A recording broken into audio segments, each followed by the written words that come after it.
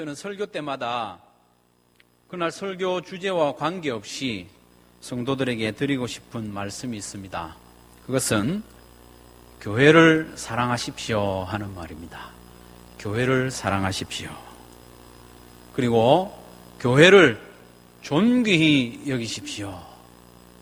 그리고 교회 중심으로 신앙생활 하십시오. 이 말씀을 꼭 드리고 싶습니다. 왜냐하면 교회는 주님의 몸이기 때문입니다.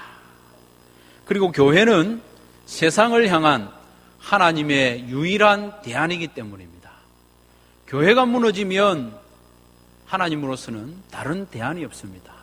세상을 향한 하나님의 뜻을 이루기 위해 주신 대안은 교회가 유일하고 교회가 마지막 대안입니다. 그렇기 때문에 우리는 교회를 사랑해야 하고 교회를 존귀히 여겨야 하고 교회 중심으로 신앙생활을 해야 합니다. 에베소서 2장 23절에 교회는 그의 몸이니 만물 안에서 만물을 충만하게 하시는 이의 충만함이니라. 교회 안에 얼마나 놀라운 비밀과 영광이 숨어 있는지 가르쳐주는 말씀이죠. 에베소서 3장 10절 이하의 말씀에 보면 이제 교회로 말미암아 하늘에 있는 통치자들과 권세들에게 하나님의 각종 지혜를 알게 하려 하심이니 곧 영원부터 우리 주 그리스도 예수 안에서 예정하신 뜻대로 하신 것이라. 교회를 통해서 일을 하신다는 것입니다. 그렇기 때문에 우리는 교회를 더 사랑하고 교회를 존귀히 여기고 교회 안에서 신앙생활을 해야 하는 것입니다. 그러면 한 가지 여러분에게 묻겠습니다. 여러분의 교회는 어떤 교회입니까? 어느 교회입니까? 여러분의 교회 이름이 무엇입니까? 모르고 오셨습니까? 여러분의 교회는 한소망교회입니다. 하나님께서 여러분을 심으신 교회가 한소망교회입니다. 이 한소망교회가 여러분의 신앙의 어머니로 주신 것입니다. 하나님을 아버지로 부르는 성도는 교회를 어머니로 섬겨야 하는데 그 교회가 바로 여러분의 한소망교회입니다. 한소망교회를 더 사랑하시고 한소망교회를 더 존귀히 여기시고 한소망교회를 중심으로 신앙생활을 잘하는 저와 여러분들이 되시기를 주님의 이름으로 축원합니다. 사도행전에 보면 여러 교회들이 나옵니다. 그 가운데 중심되는 교회는 예루살렘 교회와 안디옥 교회입니다. 사도행전 1장부터 12장까지는 예루살렘 교회와 사도 베드로를 중심으로 기록되어 있고 13장부터 28장까지는 오늘 본문에 나오는 안디옥 교회와 또 사도 바울을 중심으로 기록이 되어 있습니다. 예루살렘 교회가 좋은 교회이고 모범적인 교회라는 것을 누가 부인하겠습니까? 예수님이 승천하신 이후에 성령이 강림하시고 성령이 강림하신 그 현장에 세워진 교회가 예루살렘 교회입니다. 얼마나 위대한 교회입니까? 뿐만 아니라 12사도가 함께 모여서 목회를 했던 교회이니 얼마나 대단한 교회이겠습니까? 만약에 이 시대에 예수님의 제자 중 한 사람이 교회를 맡아 수고한다면, 섬긴다면 그 교회가 얼마나 귀한 교회로 쓰임을 받겠습니까? 그런데 12명의 사도가 함께 모여서 목회를 했으니 얼마나 대단한 교회였겠습니까? 상상만 해도 짐작이 되지 않습니까? 그런데 사도행전을 거듭 읽다 보면 안디옥 교회도요, 예루살렘 교회 못지않게 좋은 교회라는 것을 발견하게 됩니다. 안디옥 교회는 좋은 교회 수준을 넘어서 위대한 교회였습니다. 그러면서 이 안디옥 교회를 좀 살펴보면서 마음 깊은 곳에서 한 가지 소망이 생깁니다. 우리 한소망교회도 안디옥 교회처럼 멋진 공동체가 되어서 주님께 쓰임받기를 소망하게 되는 것이죠.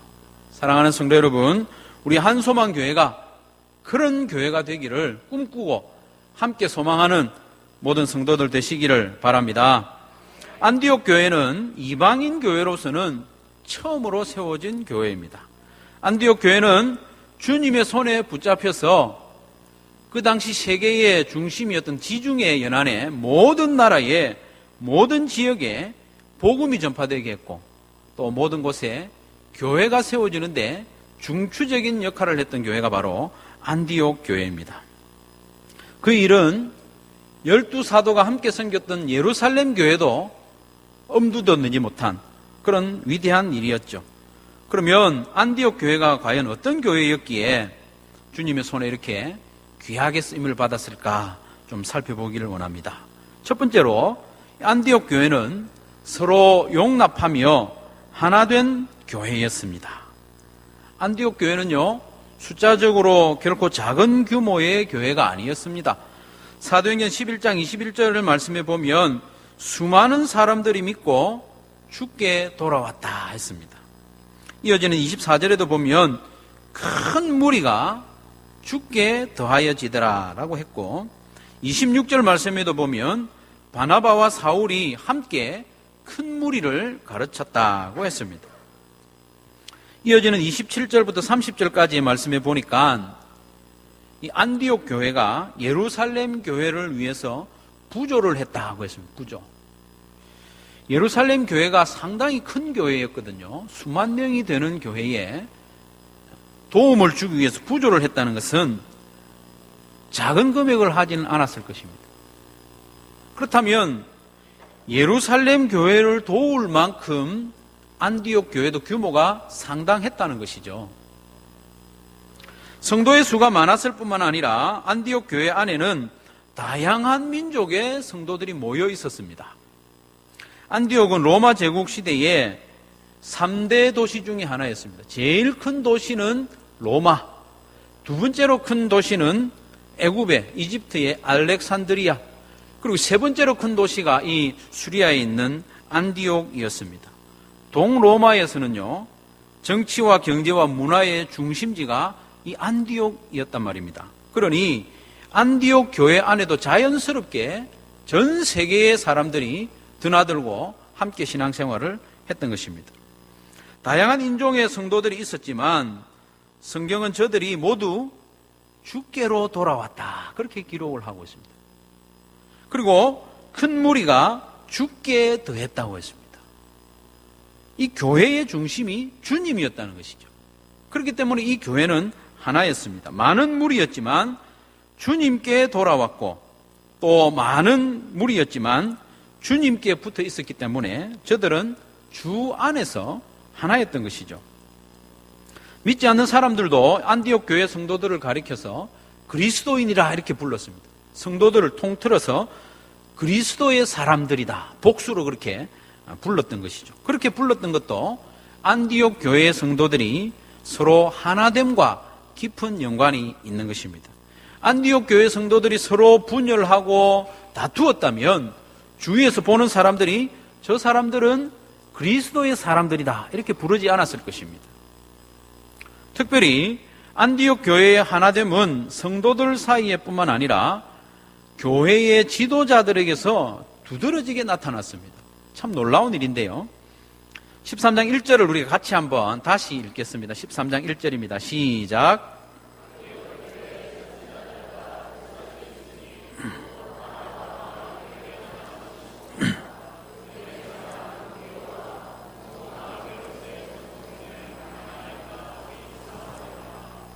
1절에 사람 이름으로만 가득하죠. 사람 이름 많이 넣으면 우리는 대충 빨리 지나가는 그런 경향이 있는데 그래서는 안 됩니다. 이 사람들의 이름으로만 채워져 있지만 1절 말씀에는요 큰 의미가 들어 있습니다. 이 사람들의 이름을 한 명씩 살펴보면 이 사람들을 살펴보면 살펴볼수록 대단한 힘을 볼 수 있습니다. 사실 이 5명의 사람들은요 함께 사역하기에 불가능한 사람들입니다.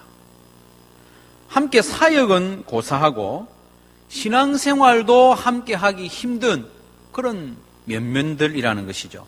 먼저 바나바라는 사람이 나옵니다. 바나바는 구브로에서 난 사람으로서 레위족 속의 사람이었습니다. 바나바는 예루살렘 교회와 12사도들에게도 인정받은 그런 따뜻하고 사랑이 많은 사역자였습니다. 아마 안디옥 교회가 하나 되는데 크게 기여한 사람이 아마 이 바나바라는 인물이 아니었을까 짐작이 됩니다. 두 번째로 나오는 사람은 니게르라 하는 시몬이라고 했습니다.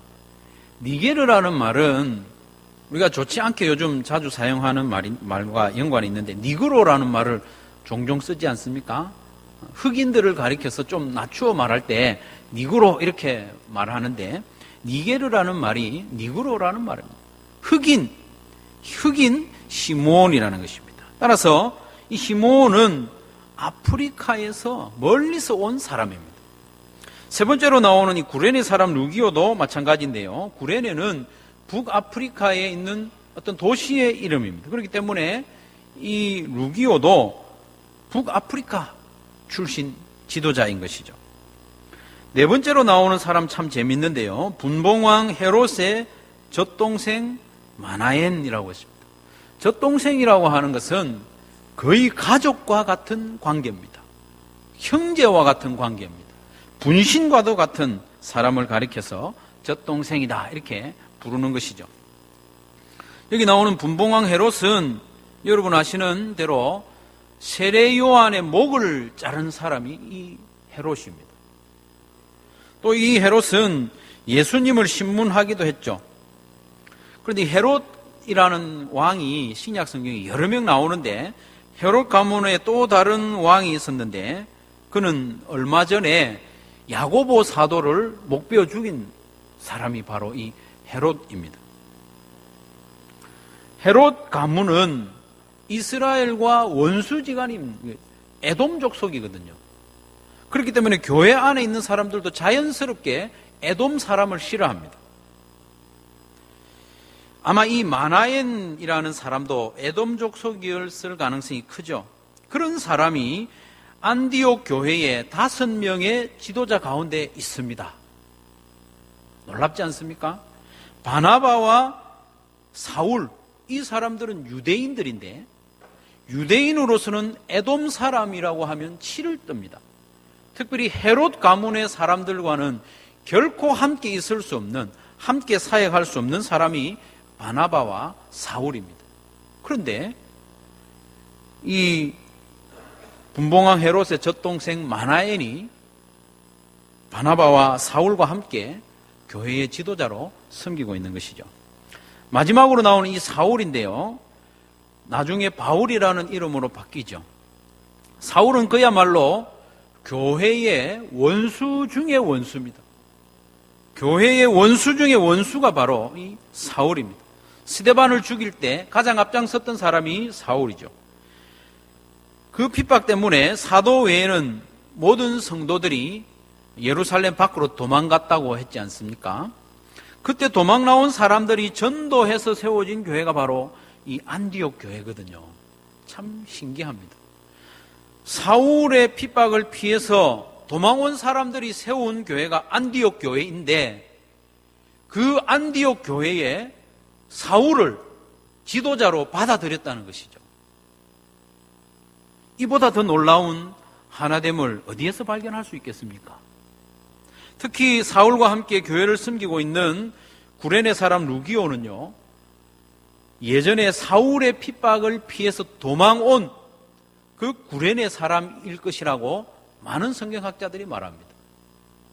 사울의 칼을 피해서 도망온 이 루기오가 전도하고 그렇게 해서 세워진 교회가 이 안디옥 교회입니다. 사울의 핍박을 받은 당사자가 루기오인데 지금은 한 교회에서 교회의 지도자로 동력하고 있다는 것입니다. 이보다 더 하나 되기 힘든 사람들이 어디에 있겠습니까? 이런 사람들이 하나 되어 섬겼던 교회가 바로 안디옥 교회입니다. 이들이 하나 될 수 있었던 이유는 단 한 가지, 예수 그리스도입니다. 예수 그리스도 안에서 그 어떤 이유로도 나뉠 수 없고 하나 될 수밖에 없다는 것을 여러분 마음에 믿으시기를 바랍니다. 모든 것이 다 다릅니다.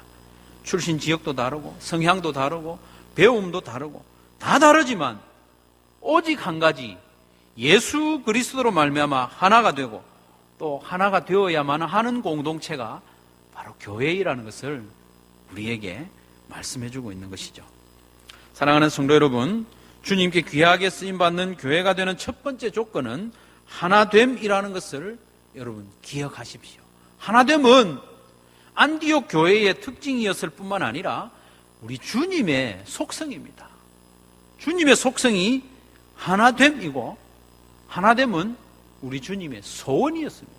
우리 주님의 소원.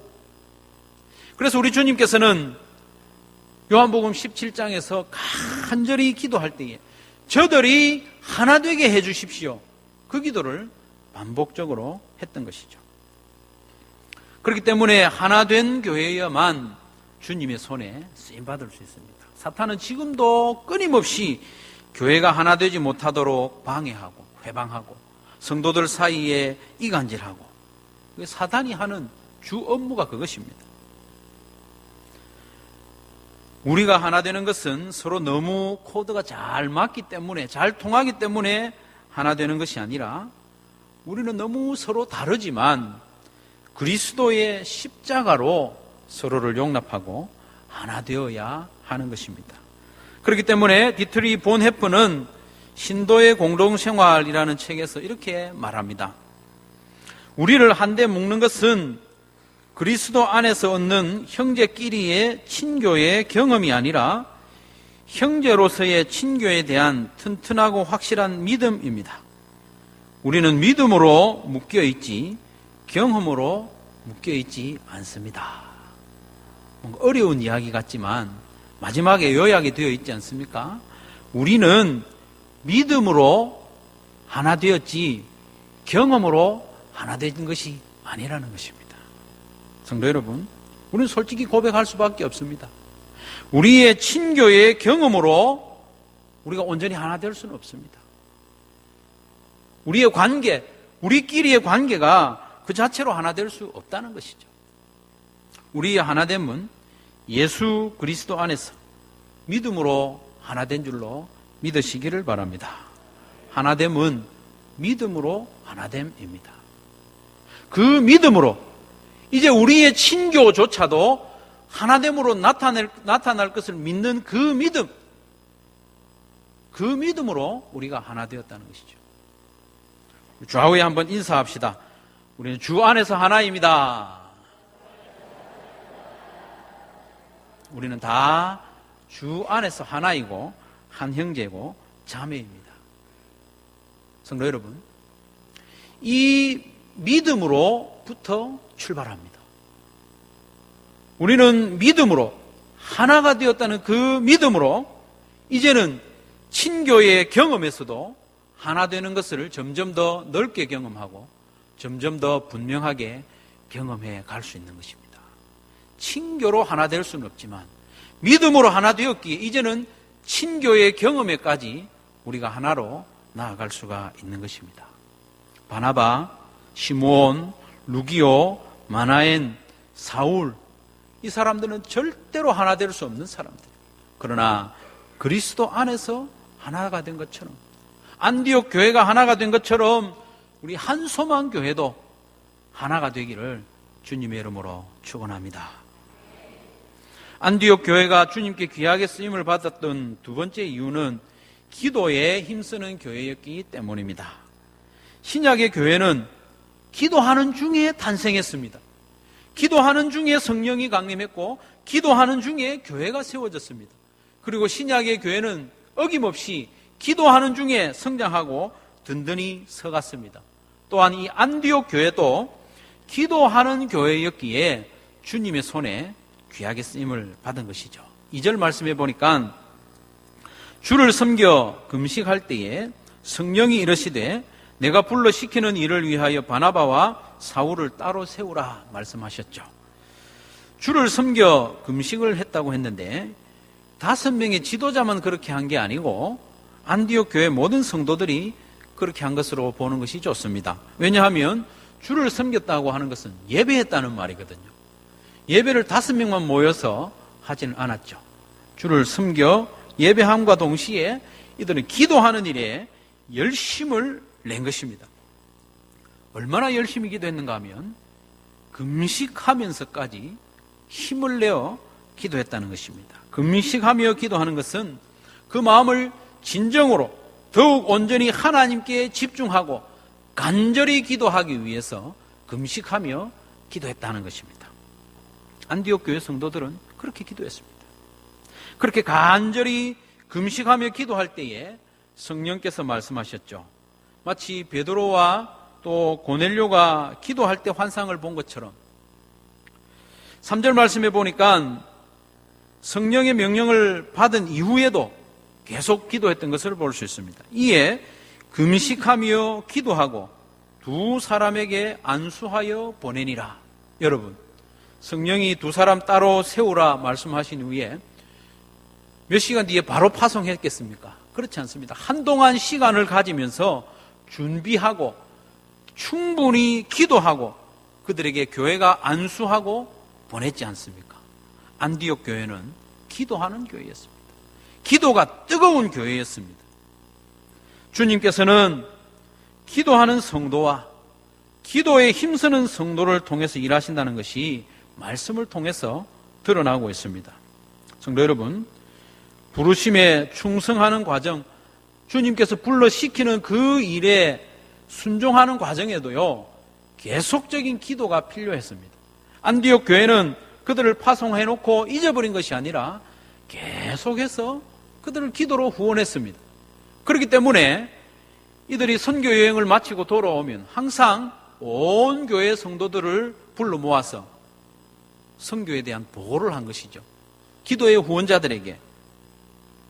성도 여러분, 우리 한소만 교회도 이 안디옥 교회처럼 기도가 뜨거운 교회가 되면 정말 좋겠습니다.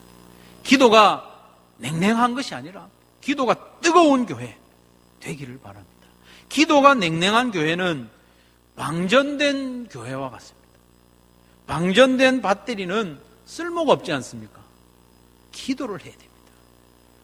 바쁘고 분주한 시대이기 때문에 시간을 따로 내어서 기도하는 것이 여간 어렵지 않습니다. 그러나 우리 시대가 바쁘고 분주하기 때문에 우리는 오히려 더욱 시간을 떼어내어서 구별해서 기도하는 시간을 마련해야 됩니다. 운전하느라 바쁘다고 기름을 넣지 않는 운전자는 어리석은 자 아닙니까? 우리가 바쁘다고 기도하지 않는 것은 그와 같습니다. 성도 여러분, 매일 기도하는 시간을 정하시기 바랍니다. 한 30분 정도는 정해서 매일 기도하는 성도들이 되시기를 바랍니다. 무엇보다 하루의 첫 시간을 기도하는 시간으로 구별하시기를 권합니다. 기도의 사람 이엔 바운저는 말하기를 이른 아침에 하나님을 만나지 않으면 하나님은 하루 종일 맨 마지막 자리를 차지하게 될 것이다. 우리가 살아가는 하루 동안에 주님은 늘 맨 마지막에 있는 것이죠. 우리가 하루를 살아가는 동안 내리는 여러 가지 결단 가운데 주님의 발언권, 주님의 뜻은 전혀 반영되지 않고 맨 뒷자리를 차지하고 있는 것입니다. 기도하지 않으면 그렇습니다. 우리가 아침에 기도하지 않으면 어쩌면 저녁에 잠자리에 들 때까지 하나님을 기억하지도 못하고 잠시라도 기도하지 못한 채 하루를 마감하지 않습니까? 성도 여러분, 기도하는 시간을 구별하시기를 바랍니다. 특별히 다음 주 월요일부터 특별 새벽 기도회가 있지 않습니까? 기도를 회복할 수 있는 절호의 찬스입니다. 기도에 더 열심을 낼 수 있는 기회입니다. 여러분, 일주일 남았지만 미리 마음의 준비를 하시고 생활의 패턴도 정리하시고 너무 늦게 주무시지 마시고 아침에 일찍 일어나는 그런 습관을 들여서 이번 기회에 닷새만 새벽 기도하는 것이 아니라 남아있는 전 생애를 새벽을 깨우며 기도하리라 결단하시기를 바랍니다. 믿음의 조상 아브라함은 새벽의 사람이었습니다. 나이가 많아서 새벽에 잠이 없는 사람이 아니라 새벽마다 하나님을 만나는 기도의 사람이었다는 것이죠. 금번 특별 새벽 기도 동안 새벽의 사람 아브라함을 살펴보면서 은혜 나누기를 원합니다. 성도 여러분, 주님께서는 지금도 기도에 열심을 내는 교회를 찾으시는 줄로 믿습니다. 우리 한소만 교회가 기도에 뜨거운 교회가 되어서 주님이 찾으시는 그 교회, 이 마지막 때에 주님이 사용하시는 교회 되기를 간절히 바랍니다. 기도하는 한 사람이 기도하지 않는 한 민족보다 강하다고 했습니다. 그렇다면 기도에 힘쓰는 한 교회가 있다면 얼마나 강하겠습니까? 우리 한소망 교회가 기도에 힘쓰는 교회가 되기를 간절히 바랍니다. 안디옥 교회가 귀하게 쓰임을 받았던 세 번째 이유는 귀한 것을 내어놓을 줄 아는 교회였기 때문입니다. 헌신하고 섬기는데 인색하지 않았던 교회입니다. 예루살렘 교회는요, 훌륭한 교회였지만 이런 부분에서는 좀 약했던 것이 사실입니다. 예루살렘 안에서만 자꾸 자랐고 밖으로는 눈을 돌리지 못했던 것이 사실이지 않습니까? 그래서 하나님의 강력한 간섭으로 인해서 유대와 사마리아와 땅끝까지 복음이 전파되도록 하셨던 것입니다. 안디옥 교회는 달랐습니다. 안디옥 교회는 가장 귀한 것을 내놓을 줄 아는 교회였습니다. 안디옥 교회 안에 지도자 5사람이 있었는데 가장 중심적인 지도자 2사람을 주의 복음 전하는 일을 위해 내놓지 않았습니까? 결코 쉬운 일이 아닙니다. 이 또한 하나됨의 다른 증거라고 말할 수 있죠. 온 교회가 뜻이 모이지 않으면 이 2 지도자를 어떻게 내놓겠습니까? 바나바는 명실상부하게 안디옥 교회의 첫 번째 지도자였습니다. 2번째 지도자는 이름이 2번째 나오는 사람이 아니라 5번째로 언급된 사울입니다. 헬라어는요, 표현상 자주 가장 중요한 사람은 첫 번째 기록을 하고 2번째로 중요한 사람은 2번째 기록하는 것이 아니라 마지막에 기록하는 습관이 있습니다. 그렇기 때문에 사울은 가장 시시한 지도자가 아니라 2번째로 훌륭한, 없어서는 안 될 그런 지도자였는데 이 안디옥 교회는 바나바와 함께 사울까지 내놓은 것이죠. 자기 교회만 생각한다면 이렇게 할 수 없습니다. 당장의 안디옥 교회가 큰 어려움에 처할 수도 있습니다. 실제로 이 바나바와 사울이 1차 전도 여행을 마치고 안디옥 교회로 돌아왔을 때 율법주의가 득세를 해서 교회가 큰 어려움을 당하고 있는 것을 사도행전 15장에 보면 확인할 수 있습니다. 그럼에도 불구하고 이 안디옥 교회는 주님이 서시겠다고 하니까 바나바도 내놓고 사울도 내놓는 그런 아름다운 교회였다는 것이죠. 안디옥 교회는 이 지도자만 내놓았을 뿐만 아니라 물질도 이미 내놓은 것을 사도행전 11장 27절 이하에 보면 알 수 있습니다. 처음에도 말씀드렸다시피 이 천하가 크게 흉년이 들었을 때 안디옥 교회는 예루살렘 교회를 돕기 위해 부조를 했다고 했습니다. 부조를 했다고 하니까 한 5만 원 했나 이렇게 생각할 수 있는데 그게 아닙니다. 예루살렘 교회는 이미 2만 명이 넘는 성도들이 모였다고 보입니다. 그 많은 성도들이 모이는 교회를 도울 교회는 이 안디옥 교회 말고는 없어요. 짐을 나누어질 교회는 아직 없단 말입니다. 그런 상황에서 안디옥 교회도 이미 힘듭니다. 천하에 크게 흉년이 들었다고 하니까. 그럼에도 불구하고 안디옥 교회는 예루살렘 교회를 도왔는데 힘대로 도왔다고 했습니다. 힘써서 도왔다고 했습니다. 성도 여러분, 주님께서는 이렇게 귀한 것을 내어놓을 줄 아는 교회를 사용해서 전 세계에 복음이 전파되도록 하신 것입니다. 내 것을 움켜쥐고 내 영역, 우리 교회 그만 고집하고 있으면 주님의 손에 널리 쓰임받지를 못하는 것이죠. 성도 여러분, 우리 교회도 이미 여러 선교사님들을 돕고 있습니다. 여러 미자립교회를 후원하고 있습니다.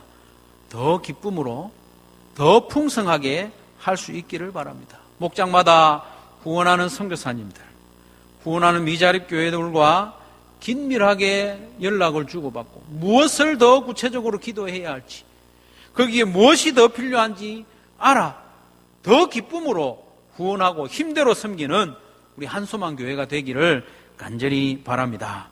사랑하는 성도 여러분, 오늘 우리는 2000년 전에 교회 시대가 시작될 때 주님께 귀하게 쓰임받은 아름다운 안디옥 교회를 살펴보았습니다. 그러면서 우리 마음에도 한 소망을 품기를 바랍니다. 2000년이 지난 지금 많은 사람들이 말세라고 말하는 이 시대에, 교회의 시대가 언제 문을 닫을지 모르는 이 시대에 우리 한소망 교회가 주님의 손에 귀하게 쓰임받기를 간절히 소원합니다. 그러기 위해 우리 교회는 하나가 되어야 합니다. 믿음 안에서 우리가 이미 하나가 되었기 때문에 그 하나됨이 우리의 경험으로 또 통해서 선명하게 드러나기를 바랍니다. 어느 누구도 홀로 있지 않는 교회, 어느 누구도 홀로 있지 않는 교회, 그 따뜻한 교회가 한소망 교회가 되기를 간절히 바랍니다. 어느 누구도 혼자 예배드리고 쓸쓸히 돌아가는 성도가 없는 교회, 어느 누구도 혼자 식사하는 성도가 없는 교회, 어느 누구도 혼자 힘겹게 봉사하는 성도가 없는 교회, 어느 누구도 슬픔을 혼자 감당해야 하는 성도가 없는 교회, 어느 누구도 혼자 잘난 성도가 없는 교회, 그 교회가 우리 한소망 교회가 되기를 바랍니다. 또한 주님께 쓰임받는 교회가 되기 위해 기도로 활활 타오르는 교회가 되기를 바랍니다. 여러분의 기도 생활을 한번 점검해 보십시오. 여러분 한 사람 한 사람이 모여서 한소망 교회가 되었는데 우리 교회의 기도의 온도가 얼마나 되는지, 내 기도 생활은 어떠한지, 주님께 쓰임받기에 잘 준비된 교회인지 성도인지 돌아보시기를 바랍니다. 기도의 불이 꺼져가고 있다면 소망이 없는 것입니다. 새벽마다 부르짖어 기도하는 성도들이 더 많아지기를 바랍니다. 수요 기도회 때마다 더 많은 성도들이 함께 모여 이 나라를 위해서,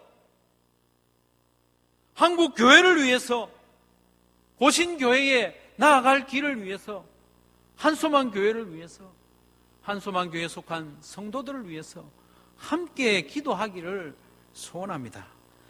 무시로 주의 교회를 찾아 이 예배당 안에서 기도하는 성도들이 더 많아지기를 바랍니다. 이 근처를 지나는 분이 있으면 그저 지나지 마시고 교회를 들르시고 한마디라도 기도하고 지나가시기를 바랍니다. 이 예배당이 성전은 아닙니다만은 이 예배당은 성도의 기도를 위해서 세워졌지 않습니까? 수시로 드나들며 기도하는 성도들이 되시기를 바랍니다. 교회의 힘은 기도에서 나옵니다. 복음과 하나님의 영광을 위해서라면 귀한 것을 아낌없이 내놓을 줄 아는 우리 한소망 교회가 되어야 하겠습니다. 그래서 주님 다시 오실 날이 임박한 이때에 안디옥 교회와 같이 귀하게 쓰임받는 한소망 교회와 저와 여러분이 되시기를 주님의 이름으로 축원합니다.